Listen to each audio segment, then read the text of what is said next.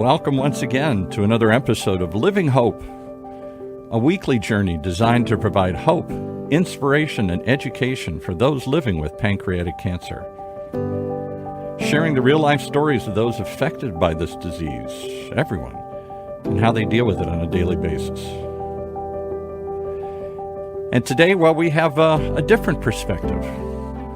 We're going to talk with one of the people, one of the angels that works at the organization there, and find out what drew her to this, to share others' journeys like this. We're talking with our guest. I'll let you introduce yourself because I've forgotten your name already here. I'm sorry. Okay. It's Rosa Velasco. Rosa. I was going to say Roberta, but that's Roberta sitting behind you here. It's fine. Rosa Velasco. So, Rosa Velasco, you don't have to be involved in the Pancreatic Cancer Action Network. You don't have pancreatic cancer. No, but I know people with pancreatic cancer, and the main reason I got involved is because I knew Roberta. Get you a little closer there to the mic. I knew Roberta, and I was friends with her when she found out she had it, and that's when I started to get involved because she has such a great heart. And then during the process, I found out that my mom's mom died of pancreatic cancer. So it's not so distant here. It's. I think there's more people that realize. I have come to know you guys and have gotten involved in the show. I can't tell you the number of people that come forward and say, "Oh, I know somebody had pancreatic cancer. My mother did. My uncle did. My grandmother did. Somebody." And I don't know why we never think of that. We've talked through all the various celebrities. We'll talk more over the coming months and weeks about. I'm sure we'll mention the people like, and Roberta's going to remind me, Patrick Swayze was one, Alex Trebek was another from Wheel of Fortune. So many, but we just hear the word cancer. Yes, and I think that was my thing, is that when my grandmother died, all I knew was that she died of cancer, and I didn't realize it was pancreatic cancer, because honestly, like you guys have talked before, what is a pancreas? What does a pancreas do? So I think a lot of us don't even know what we have a pancreas for. Right. So much less that it can get cancerous and cause right. people to die. So, all right, let's walk through your journey then. This is a different journey today. I understand Roberta was here, her husband was here. We'll have others who are here who either had it themselves or somebody around them. You're one circle removed. Now you're a friend, a coworker, somebody else that has it. We said last week, many people, when they find out somebody in one of their immediate circles has it, they run. Yes. I think because of the people involved, it's hard to just walk away. My husband and I we love Roberta and Vic, and we're part of their support system, so it's hard to just say, oh, we're done with it. I mean, we've been involved since they started their first Purple Stride, and it's been hard. We've gotten more involved instead of running away, and we've met so many people that have touched our hearts and that have passed away and still touch our heart to this day. So it's kind of hard to just say, okay, I'm leaving, I'm done. It's sad to be part of the club, but you meet so many people that touch your heart that's kind of hard not to fight for them. So we'll talk about the positive aspects of what you do. Let's start with, though, that tough journey. You're taking on a burden, a problem that isn't yours, that you could just say, I feel really bad for you, but I got to go. I can't deal with this. I got my own problems there. I think that because my grandmother died from it, I think about my aunts and uncles that could be affected, myself, my siblings, my grandchildren, my daughter. And I think that's what keeps me fighting, because if one of them were to get it and I didn't fight hard enough, it'd be really hard for me to swallow that. And I think that early detection is the key, and fundraising to get to that point is probably my personal main goal. Well, you've identified the two key problems, apparently, with this disease. You can't detect it because it's inside your body. This pancreas is somewhere between your stomach and your back. I can't feel the lump. I can't see it. Right. It isn't something I can... and by the time I notice the symptoms are, I got the flu or something, or I got I feel jaundice. Back pain or something, and I was like, there's a million other things they got to rule out before they get to this, and by the time they rule it out, it's too late. Yes.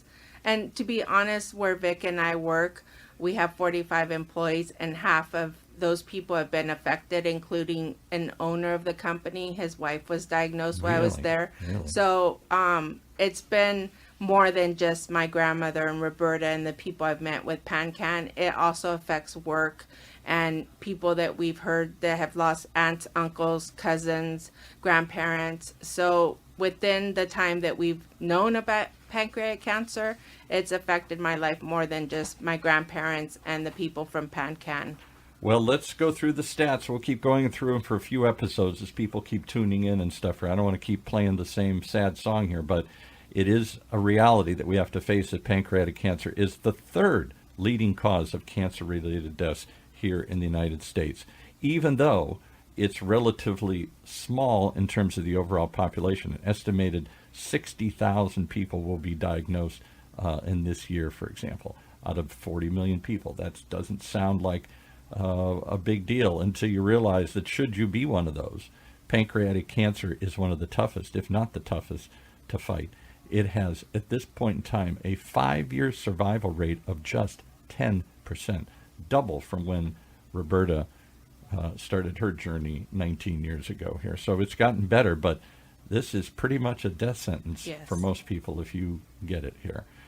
Talk about some of the people you've seen. The owner's wife, you said, at the firm you work for. She was like in her 70s, and actually they thought she had uterine cancer, and it turned out that she had pancreatic cancer. And she just wanted to live her life, didn't want to go through the chemo and all that. Right. So she lasted, I'd say, 5 months from diagnosis, probably. That's pretty fast. Yes, and then a coworker, her grandmother had it, and she probably lasted like 2 years, but she also decided not to do the medication. So there's different people, and then people that we've met in pancan, we get close to them. One that touches my heart is Lupe. She always had a smile. She was very religious. She lasted 6 years. So it's people like that that touch your heart that you just like want to keep fighting and wish that their family doesn't have someone else that's diagnosed with pancreatic cancer. So again, though, I got to ask the question. I'm sorry if I'm pushing too hard in this, but I do not volunteer for an organization, I'm sorry to say. And if I did, I'm just trying to be honest. I don't know if I could handle meeting people, helping people, and having them die. Because so if it's a 10% survival rate, that means the vast majority of people you're going to come in contact with, that you're going to get to know and open your heart for, will not survive. I know, but just think of those people you don't get to meet that are fighting for their life and touch your heart and make an impact in your life. So I think it's hard not to get emotional. I appreciate it. Believe me, I say this because I'm so embarrassed that I would even think that in my head. When my mother died, when my aunt died, my single aunt died a few years ago, not from this cancer, but from another cancer. And so I went out. She was in a assisted living facility by then. So I raced out. I'm her only living relative, my mother's only sister. I'm her only living relative. I'm the only child. I'm it. And I go racing out to be with her as they say she's dying. This is it. This is the moment. And I arrive and they say, "Is this your mother?" I said, "No, this is my aunt." They said, "Your aunt? Why are you here?" "Because she's dying." Well, nobody comes to see people when they die. That's why we're here. You send them to the hospital, you send them someplace, and then we call you and you say it's over and you grieve. But to deal with it, to face it, we as Americans, are we just scared little kids? Are we afraid of death so desperately these days here? Probably. It's just even if it's 2 or 3 times that you meet someone, they still touch your heart some way. Yeah. And we have had people that have come to maybe 2 or 3 meetings, and it still breaks your heart to know they're no longer there. And then you see the people like Roberta and other survivors that fight. Like Lupe fought. I mean, she did a marathon while she was in treatment. Yeah. She went all over the place. And when you seen her, she always had a smile on her face. And those are the people that keep you fighting and wanting more. You keep me wanting to fight more because you don't have to be there, but this is not your fight. You don't have a dog in this fight here, as the old saying goes, but you do. Yeah. And the fight is for not just for them, but for you too. So what do you get out of helping people? I know this is a silly question because I know that everybody says you get more than you give back, but you've chosen to volunteer in something that is, it can be heartbreaking, but I'm sure it can be heart affirming too here. So I think of people who deal with the hospice workers and stuff here who've come through. My mother in her latter years was a hospice worker, and I said, how can you do this? I mean, hospice, they're all dying. But talk about what you give. What do they give you? Not just what you give them. What do you give back? What do you get back? I think just being there for people, hearing their story, being supportive, especially like towards the end, it's hard for the family, and just knowing that there's people that care for your loved one like you care for them is for me, it's emotionally fulfilling to make someone feel better when they're feeling down, or to motivate that person that is knows that they're in their last days and know that there's someone that cares about them. And I think that's what drives me, and that drives my husband as well, is that we want to have a better story for other people, for our granddaughter, for our daughter, because you just never know if they could be the ones that have it. I so appreciate your willingness to open up and take a drink of water there. Let's get you, because I don't want this to be a sad thing. I think it's joyous what you do. I think to be there, as I saw with my aunt, the last thing in the world I wanted to do was watch anybody die. Exactly. But when I was there, and I tell people this, I can't believe it. It was actually moving. It was beautiful, not just for them, but for me. It is the circle of life, and I don't know why we run from it so fiercely. We don't even use the word death anymore. We lost them. Yeah. Where did they go? We lost them. Are they in the hallway? No, we lost them. They've moved on. I really applaud people who do this work and who volunteer in this. I would suspect that the majority of people who volunteer have some personal connection. They do because of their mother, their brother, themselves. There's a personal stake in this. What I think is so amazing about your story is you don't have to be there. No. I don't have to, like, there isn't a gun to me. Though technically, Roberta's got a gun, though. Yes, exactly. I've been voluntold, so I guess I kind of do have an invisible gun. But Voluntold, yes, exactly. So, I mean, like, look at Roberta. Why wouldn't you want to be there to hang out and to do things for her and to make her smile? And, I mean, she made me voluntold jumping out of a plane. So, those are the exciting things that we do, like seeing a survivor do that and their faces when they come down. I've done it twice. I won't do it again. But those kind of things are the things that keep you going, that say, like, look, this person is no longer here, but you did that exciting thing with them. Or I've done a cruise with a survivor and just the excitement of her doing that. It's just those kind of things that keep us going, my husband and I. I got to tell you that one of the things that struck me is being there at the final moments. Yeah. For my mother, for my aunt, for some others. In some ways, I never felt more alive. This sounds horrible, because every moment counts. You are so focused. So many days we just get up and we just go about our lives and we don't think about today, tomorrow, this minute. When time is precious, when time is short, there is an appreciation for every moment there. Yeah. And talk about the other thing. If not for you, what would these people do? Because I was shocked as I witnessed it in my own life, people who said, I can't be there. I'm sorry your mother's sick, but I can't be there. I'm sorry your mother's ill, but I don't want to see her. Her own family, other people, I can't see her like that. You almost get shunned when you're diagnosed, particularly with a deadly disease. And people either don't know what to say or don't know how to handle it, and so they leave you alone at a moment that you don't want to be alone, probably.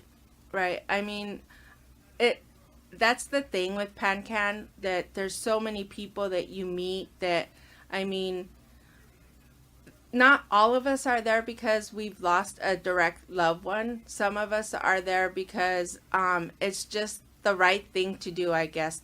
The thing would be is because why wouldn't you do it? You meet so many people. We've met so many people through the journey of the 10 years we've been volunteering, and it is a fulfillment. And we've gotten to the point when there's a pancan thing now.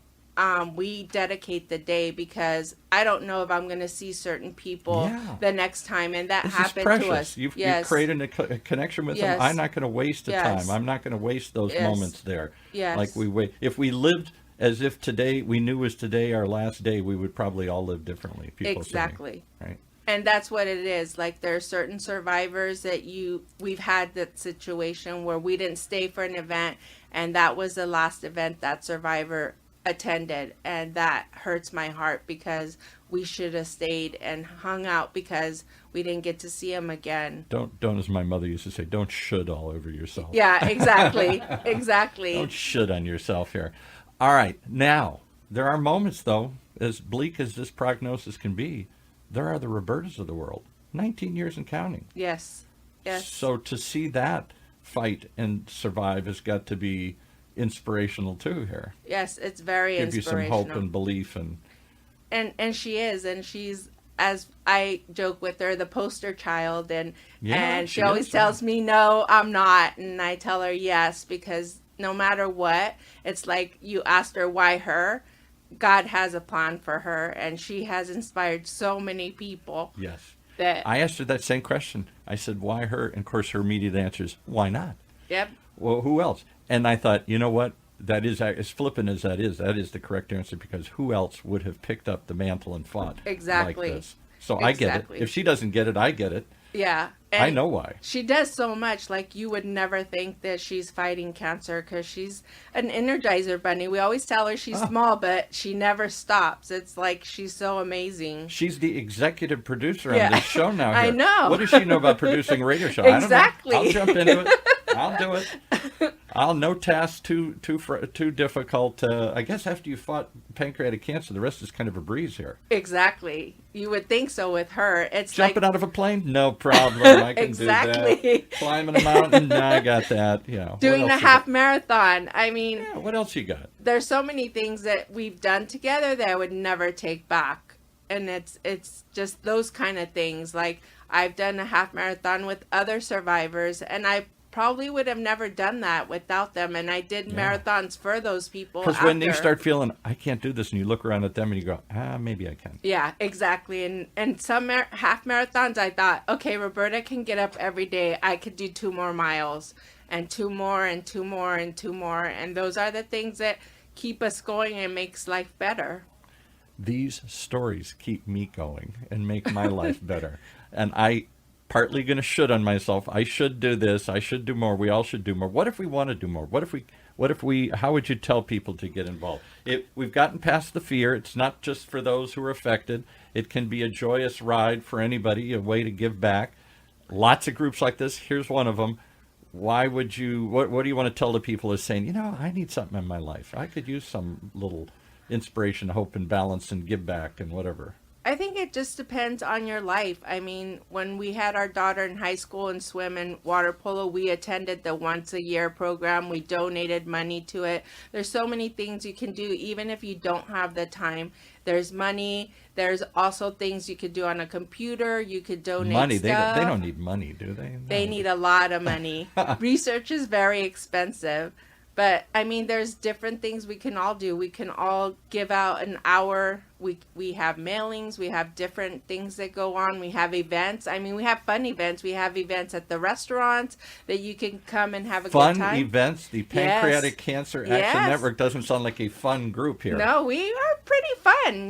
Tequila starts rolling and we're as fun as it can be. What?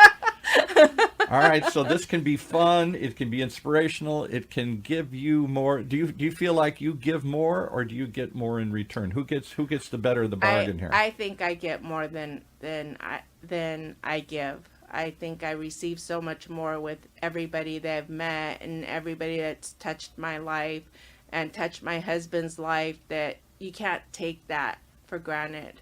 How about your kids? Have they carried on, or are they kids? They're too busy. They don't have time for any of this My stuff. daughter is a nurse and she just had a baby, so she's in her little world right now. So Right. she does come, because she is a nurse. She does come to Purple Stride, and she is one of the EMTs that sits and waits in case someone gets a boo-boo or A someone... boo-boo, is that what we call it here? Boo-boo.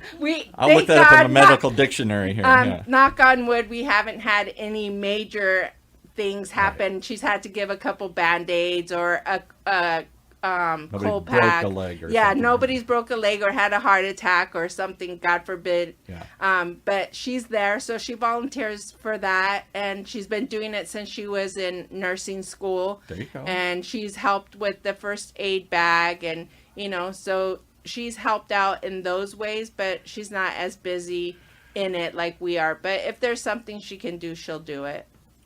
It's all we ask is if you can give in any way, shape, or form. In some sense, money's the easy one. Check that one off the list here. Yes. But if you want to, and it isn't, we're not trying to make you should do this and feel bad about it. It's you're trying to invite people. You're trying to say you were drawn to this, and others. That's what we hope to get across. What I hope to understand out of this story is why you were drawn to this and what do you get out of it.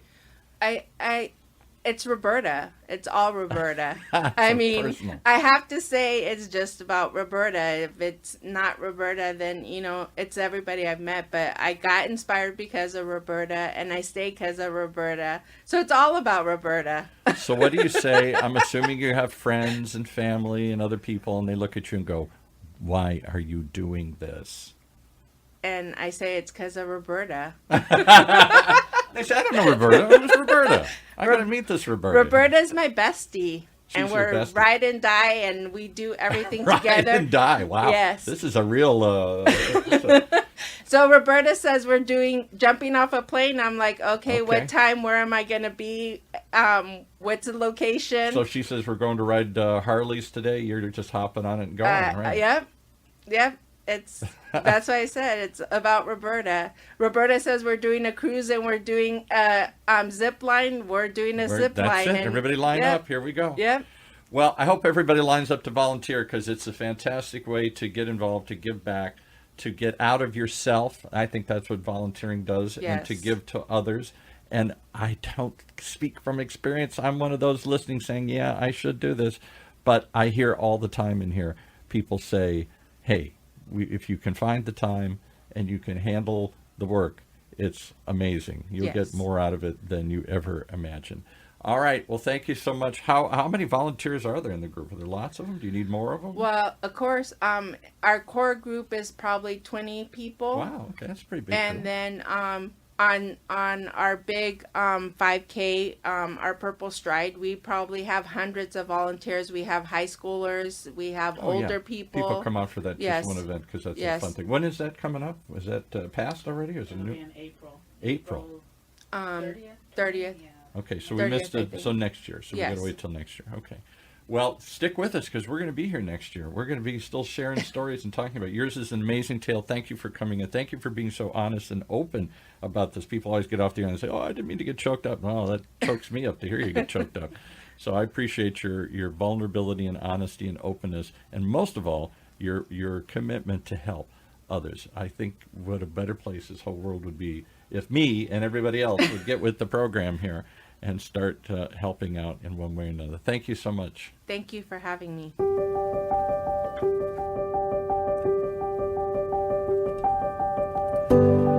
Well, there you have it. Some of the amazing stories of people who are on the journey, either their journey or somebody else's journey, the journey living with pancreatic cancer. We hope you'll come back and share the living hope that we present each and every week here, as we try and give you some hope, inspiration, education for those living with pancreatic cancer and the world around them, sharing the real-life stories of those affected by this disease and how they deal with it on a daily basis. If you'd like to share your stories, just contact us here at OC Talk Radio. Or if you or anyone you know needs help now on their journey, wherever that is, you can contact Patient Services at 872 and then the number 2, and then the word PANCAN, P-A-N-C-A-N, for more information and help. That's 877, the number 2, P-A-N-C-A-N, for the Pancreatic Cancer Action Network. This is Paul Roberts for OC Talk Radio. Thanks for listening. Spread the love, and we'll see you next week here on Living Hope.